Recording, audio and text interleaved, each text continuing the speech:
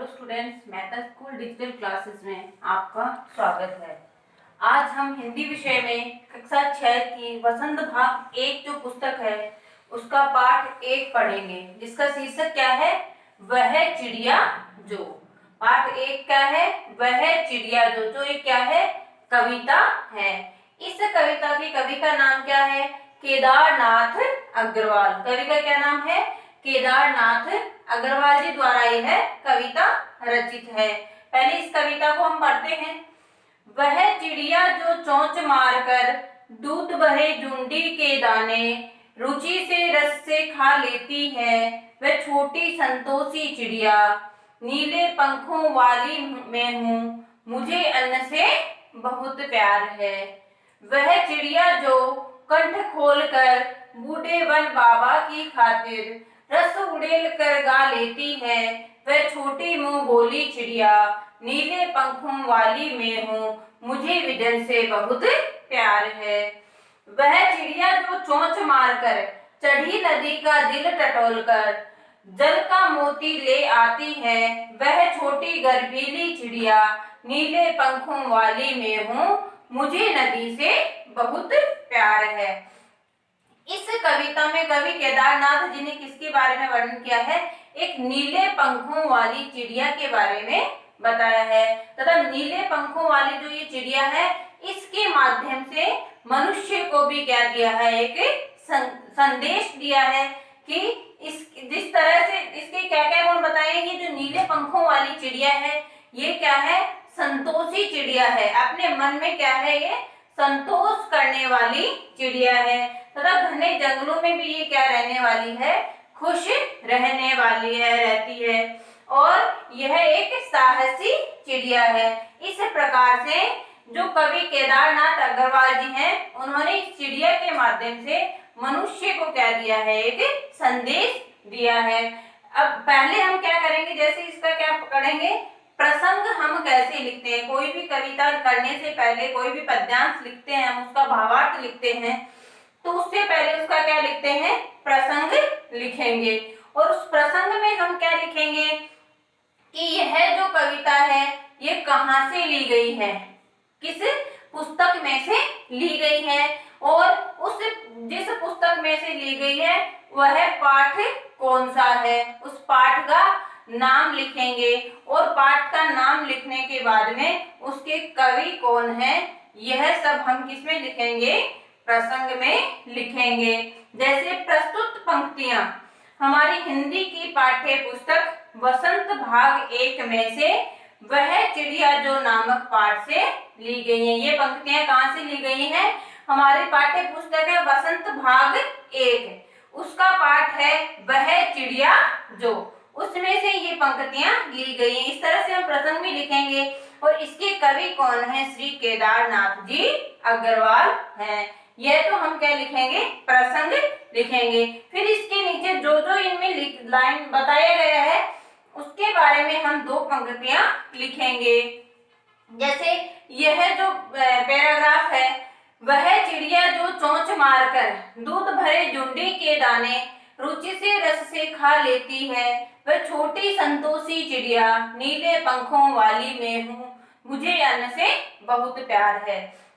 इन पंक्तियों में चिड़िया के भोजन के बारे में तथा चिड़िया जो साधारण भोजन कर लेती है उसके बारे में और बहुत ही संतोषी है, इस गुण के बारे में बताया है। क्या बताया है? वह चिड़िया जो चोंच मारकर दूध भरे झुंडी के दाने। झुंडी क्या होते हैं? ज्वार या जो गेहूं होते हैं उन्हें क्या कहते हैं? हम झुंडी कहते हैं। ज्वार या फिर गेहूं के जो दाने होते हैं उन्हें क्या कहा जाता है? झुंडी कहा जाता है। तो वह चिड़िया जो है साधारण सा भोजन होता है उसका, दूध भरे झुंडी के दाने। जो जब फसल पूरी तरह से पकी हुई नहीं होती है, पकने को ही होती है, पक रही होती है, उस समय जो गेहूं या ज्वार के दाने होते हैं कच्चे होते हैं, उनमें क्या होता है कि एक रस सा दूध जैसा रस भरा हुआ होता है। और उन दूध भरे दानों को कौन खाती है? चिड़िया चोंच मारकर खाती रहती है। वह छोटी रुचि से रस से खा लेती है। उन जो दानों को चिड़िया जो है कैसे खाती है? बहुत ही इच्छा से, रुचि से और बड़े ही आनंद से वो खा लेती है और खा करके संतोष कर लेती है, उसको संतुष्टि हो जाती है उन दानों को खा कर ही। वह छोटी संतोषी चिड़िया, वह चिड़िया बहुत ही संतोषी है। नीले पंखों वाली मैं हूँ, मुझे अन्न से बहुत प्यार है। चिड़िया क्या कहती है कि मैं नीले पंखों वाली चिड़िया हूँ, मुझे अन्न से बहुत प्यार है, मुझे अन्न से बहुत अधिक लगाव है। इस तरह से चिड़िया अपना साधारण सा भोजन करके भी अत्यधिक क्या रहती है, संतुष्ट रहती है। अगले पैराग्राफ की ओर देखते हैं हम। वह चिड़िया जो कंठ खोलकर बूढ़े वन बाबा की खातिर रस उड़ेल कर गा लेती है, वह छोटे मुंह बोली चिड़िया नीले पंखों वाली मैं हूँ, मुझे विजन से बहुत प्यार है। रस उड़ेल कर गा लेती है मतलब बहुत ही अधिक मधुर आवाज में। कैसे गाती है ये? मधुर आवाज में गा लेती है। विजन क्या होता है? सुनसान जंगल। विजन किसे कहा जाता है? सुनसान जो जंगल होते हैं उन्हें क्या कहा गया है? विजन कहा गया है। तो ये चिड़िया क्या है?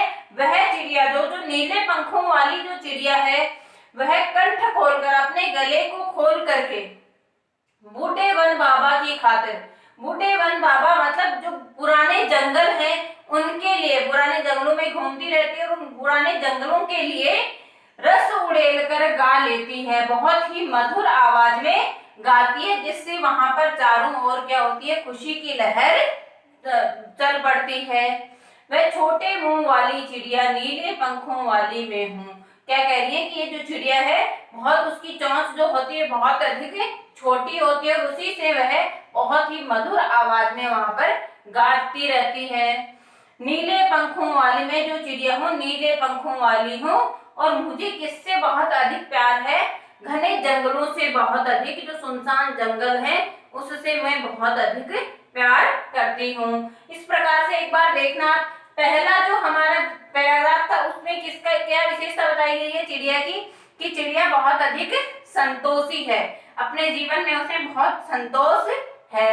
दूसरे पैराग्राफ में क्या विशेषता बताई है कि वह जंगलों में रह करके भी क्या रहती है? अत्यधिक खुश रहती है, गाना गाती रहती है और अपने में ही क्या रहती है? बहुत अधिक आनंदित रहती है। आगे क्या कह रही है? वह चिड़िया जो चोंच मारकर चढ़ी नदी का दिल टटोलकर जल का मोती ले आती है, वह छोटी गर्वीली चिड़िया नीले पंखों वाली मैं हूँ, मुझे नदी से बहुत प्यार है। क्या है? पहले देखा, चढ़ी नदी का अर्थात बहती हुई नदी का, चढ़ी नदी का मतलब बहती हुई नदी का। जल का मोती, गर्वीली मतलब अत्यधिक गर्व महसूस करने वाली। गर्वीली का क्या अर्थ होता है? गर्व महसूस करने वाली।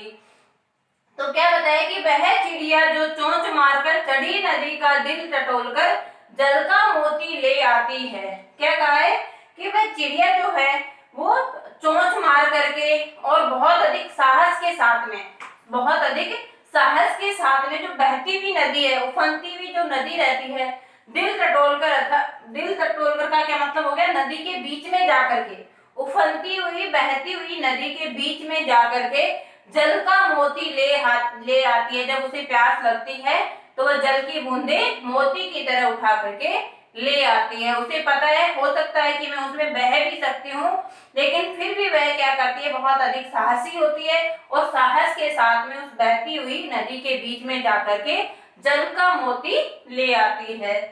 वह छोटी गर्भीली चिड़िया नीले पंखों वाली मैं हूँ, मुझे नदी से बहुत प्यार है।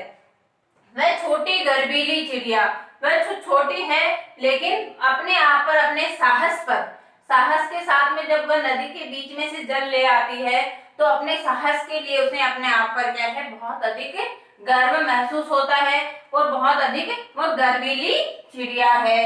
गर्व मतलब अपने आप पे क्या होता है? उसे गर्व फील होता है, अपने आप को वो बहुत अधिक साहसी मानती है।